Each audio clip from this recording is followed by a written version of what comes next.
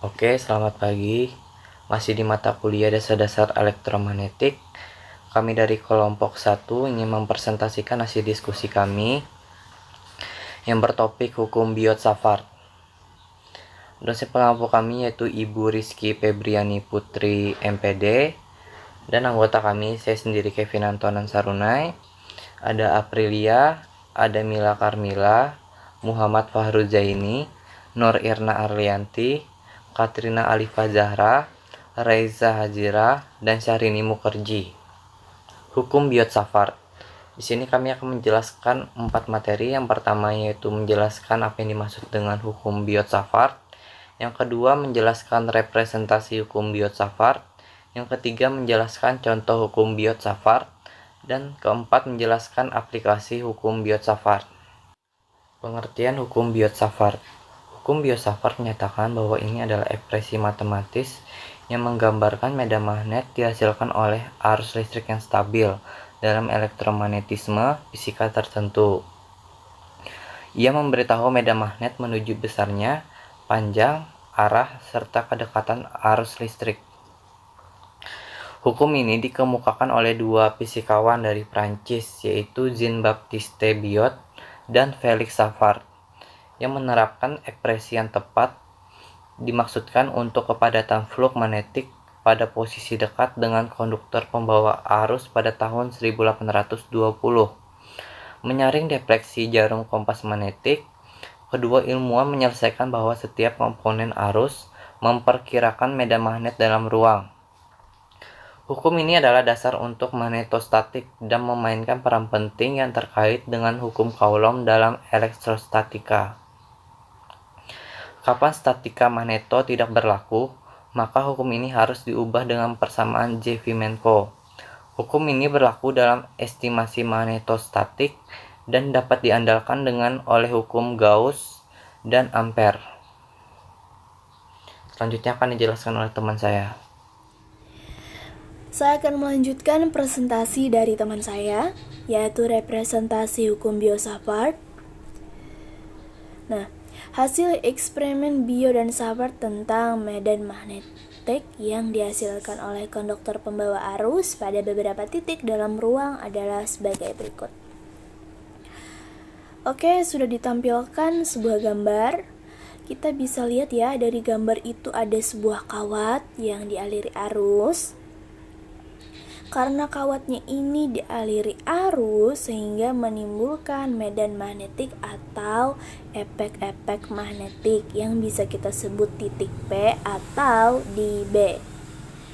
Nah, karena kawat yang dialiri arus ini menimbulkan medan magnetik sehingga mengakibatkan adanya jarak yang bisa kita sebut R. Nah, si R ini dia memiliki vektor satuan. Nah, karena dia memiliki jarak sehingga dia juga memiliki sudut yang bisa kita sebut theta. ds itu merupakan si arah kawatnya ya. Itu si arah kawatnya. Vektor db tegak lurus terhadap vektor ds dan vektor r. Sesuai ya sama yang digambar, dia tegak lurus. Dan besar vektor db berbanding terbalik dengan r kuadrat, dengan r-nya itu adalah jarak dari vektor ds ke titik P.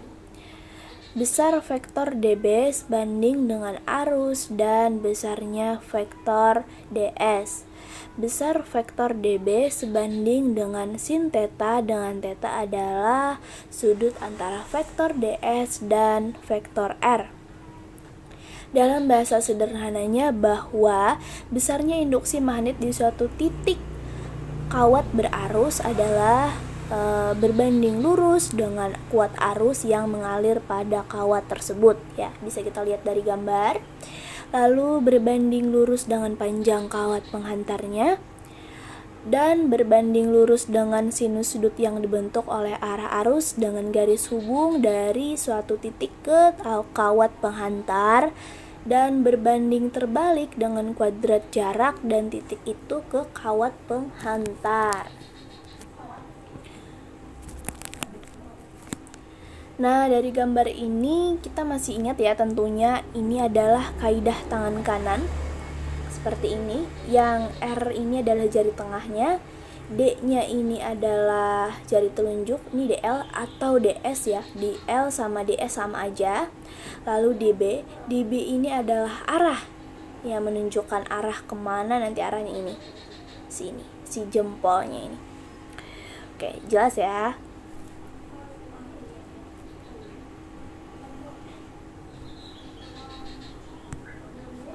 Nah, secara matematis ditulis sebagai berikut, yaitu besarnya vektor DB sebanding dengan I arus vektor DS sin theta per R kuadrat sama dengan I0 per 4pi I vektor DS sin theta per R kuadrat. DS-nya itu seharusnya pakai vektor ya. Itu vektornya sepertinya ada kesalahan teknis. Nah, keterangannya seperti ini. dB sama dengan perubahan medan magnet dalam Tesla, itu satuannya Tesla, atau T. Iono itu permeabilitas ruang hampa yang sudah kita ketahui berapa, yaitu 4pi kali 10 minus 7 Wb per ampere kali meter. I-nya itu kuat arus listrik dalam ampere ya satuannya. DL atau DS perubahan elemen panjang dalam satuan meter. Tetanya sudut antara elemen berarus dan jarak ke titik yang ditentukan besar medan magnetiknya, dan R-nya itu adalah jarak titik P ke elemen panjang dalam satuan meter. Dengan U0 per 4pi adalah konstanta kesebandingan dan U0 sama dengan 4pi kali 10 kali minus 7 Wb per ampere kali meter, dikenal sebagai permeabilitas ruang hampa dalam bentuk vektor dituliskan sebagai berikut ini, yaitu vektor dB sama dengan I0 per 4pi I vektor ds sin theta per R kuadrat n topi. Entopinya itu adalah arah, kemana nanti arahnya ya, entah dia positif atau negatif. Jika I topi adalah vektor satuan sepanjang elemen arus dan R topi adalah vektor satuan sepanjang posisi vektor R dari titik P, maka I topi kali R topi sama dengan besarnya I topi kali besarnya R topi sin theta n topi sama dengan sin theta n topi. Sehingga medan magnet vektor dB menjadi vektor dB sama dengan U0 per 4pi I, sekali lagi ds-nya itu seharusnya pakai vektor I topi cross R topi per R kuadrat sama dengan U0 per 4pi kali I vektor ds kali cross R topi per R kuadrat, karena R topi sama dengan R vektor R per besarnya vektor R sama dengan besarnya vektor R per R, maka vektor dB sama dengan U0 per 4pi I vektor ds cross dalam kurung R vektor per R sama dengan R kuadrat sama dengan I0 per 4pi I vektor ds kali vektor R per R pangkat 3. Maka induksi magnetik vektor B di titik P adalah vektor B sama dengan integral vektor dB sama dengan I0 per 4pi integral I vektor ds kali atau cross R vektor R per R pangkat 3. Nah, persamaan ini dikenal sebagai hukum Biot-Savart. Nah, selanjutnya yaitu contoh soal yang menerapkan hukum Biot-Savart. Seutas kawat tembaga dengan panjang 1 cm dialiri arus listrik sebesar 125 ampere. Berapakah perubahan medan magnetik di sebuah titik yang berjarak 1,2 meter dari kawat jika titik itu adalah titik P yang arahnya tegak lurus elemen kawat? Kemudian penyelesaian. Nah, diketahui mu0 atau permeabilitas ruang hampa sama dengan 4pi dikali 10 pangkat minus 7 Weber per ampere kali meter. Nah, nilainya itu sudah ketetapan. Kemudian, perubahan elemen panjangnya sama dengan 1 cm dan kita ubah menjadi meter adalah 10 pangkat minus 2 meter. Lalu jarak sama dengan 1,2 meter dan kuat arus listrik sama dengan 125 ampere. Dan yang ditanyakan adalah dB atau perubahan medan magnet. Jadi panjang elemen kawat 1 cm lebih kecil daripada jarak antara titik sumber dan titik P, sehingga dapat menggunakan persamaan sebagai berikut. Nah, sudah terlihat persamaannya yaitu dB atau perubahan medan magnet sama dengan mu0 per 4pi atau biasanya ditulis dengan lambang atau simbol K yaitu konstanta kesebandingan dikali kuat arus listrik dikalikan dengan perubahan elemen panjang dikali sin theta per R pangkat 2 atau jarak pangkat 2. Jadi theta atau besarnya sudut di sini adalah 90 derajat karena tegak lurus. Kemudian kita tulis kembali rumusnya dan kita masukkan angka-angkanya sesuai dengan rumus. Lalu dihitung. Untuk menghitungnya, pertama kita akan menghitung angka yang berada di kurung pertama atau kurung yang di depan. 4pi dikali 10 pangkat minus 7 per 4pi. 4pi dibagi 4pi sama dengan 1. Jadi hasilnya 1 kali 10 pangkat minus 7 atau 10 pangkat minus 7. Kemudian kita hitung lagi angka yang berada di kurung belakang atau kurung kedua, yaitu 125 dikali 10 pangkat minus 2 dikalikan dengan sin 90. Sin 90 adalah 1 per 1,2 pangkat 2 adalah 1,44. Jadi setelah kita kalikan dan kita bagikan, hasilnya adalah 86,8 dikali 10 pangkat minus 2. Nah, hasilnya tadi kita kalikan lagi dengan hasil dari dalam kurung pertama atau kurung yang di depan tadi. Jadi 86,8 dikali 10 pangkat minus 2 dikalikan dengan 10 pangkat minus 7. Hasilnya dB atau perubahan medan magnet sama dengan 86,8 dikali 10 pangkat minus 9. Sehingga perubahan medan magnetik di titik P adalah 86,8 dikali 10 pangkat minus 9 telsa.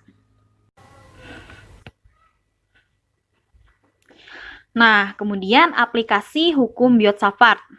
Yang pertama adalah aplikasi respon magnetik. Hukum Biot-Savart dapat digunakan dalam kalkulasi respon magnetik, bahkan pada tingkat atom atau molekuler, misalnya pelindung kimiawi atau kerentanan magnet, asalkan kerapatan arus dapat diperoleh dari kalkulasi atau teori kuantum mekanik. Kemudian yang kedua adalah aplikasi aerodinamika. Pada hukum Biot-Savart juga digunakan dalam teori aerodinamika untuk menghitung kecepatan yang diinduksi garis pusaran, di mana kekuatan medan magnet atau biasanya dilambangkan dengan huruf H secara langsung disamakan dengan vortisitas murni atau spin. Sedangkan B adalah vortisitas tertimbang yang ditimbang untuk kepadatan lautan pusaran sehingga diperoleh persamaan. Yang pertama adalah arus induksi magnetik, yaitu B sama dengan mu dikali H. Pada dasarnya adalah analogi rotasi dengan hubungan arus listrik linear. Yang kedua adalah arus konveksi listrik, yaitu J sama dengan Ru dikali V, di mana Ru adalah rapatan muatan listrik. B dilihat sebagai semacam arus magnet pusaran yang sejajar dalam bidang aksial mereka. dengan H sebagai kecepatan melingkar pusaran tersebut.